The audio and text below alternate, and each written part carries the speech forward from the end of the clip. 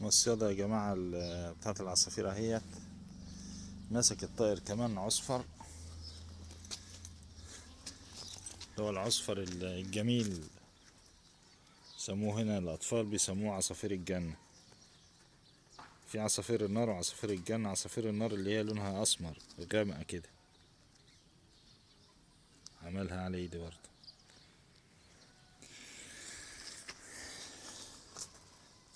واخد جيب طبعا. بصوا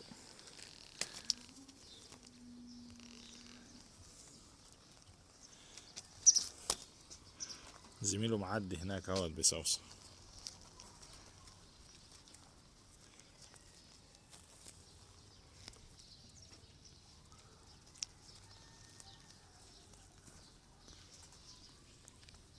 هنحاول برضو ان احنا نسلكه بالراحة علشان ريشه ما يطرش زي زميله اللي فات.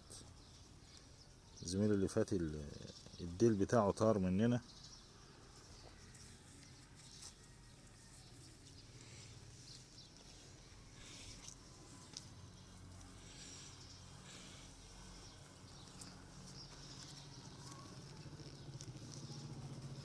اتزنق ما بين ايدي وما بين المصيدة.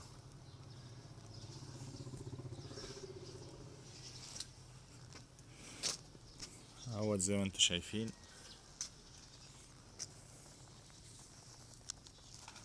بيعض طبعا، بس عضته عادية خالص يعني. هنحطه برضو مع زميله.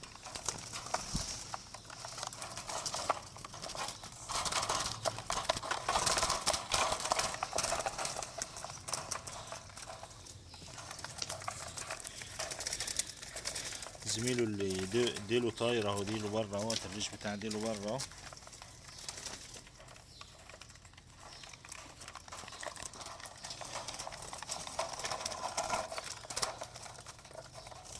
كنت عايز احط لهم اكل، بس علشان احط لهم برايم خايف يطيروا. هنحاول نحط لهم ميه كده واكل. يا دي العصافير يا جدعان، والله يا جدعان لو عايزين نمسك عصافير ما احنا ما في حاجه داخل. هو الحظ كده. روح يا عم، روح يا عم، الله يكرمك. يلا شوف انت رايح فين. والمشكله بقى ياخد جيب والجيب ياخد جيب ويتخبل اكتر واكتر. خلاص اهوت.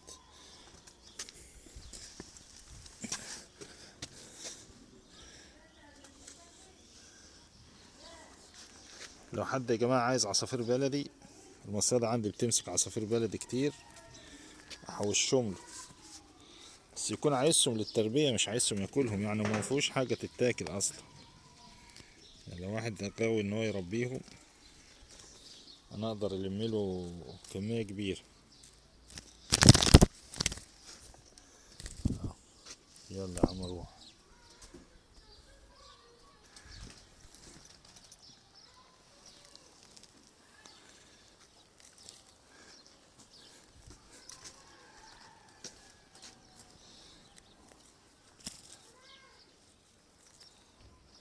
انا بحاول ما اغيبش يا جماعة على العصافير واسلكها واطلعها من الشبكة علشان الشمس.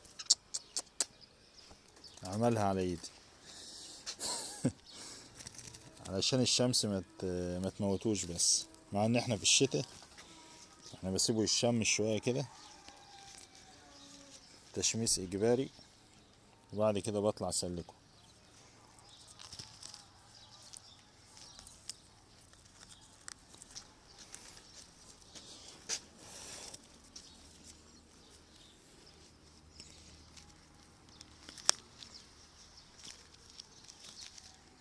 اه،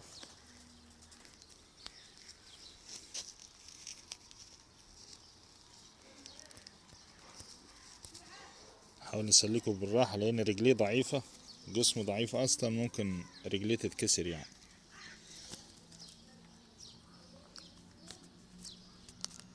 سلكناه اهوت.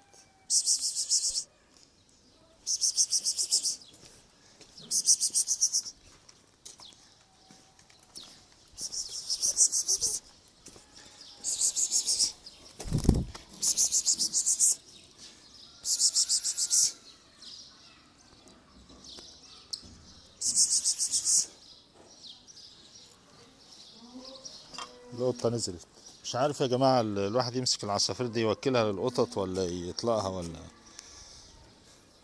كانت معدية وكنت عايز أكله لها. بيقولوا لنا كده في تعليق، يعني اللي يعرف نأكله لهم ولا نسيبه يطير أفضل يعني.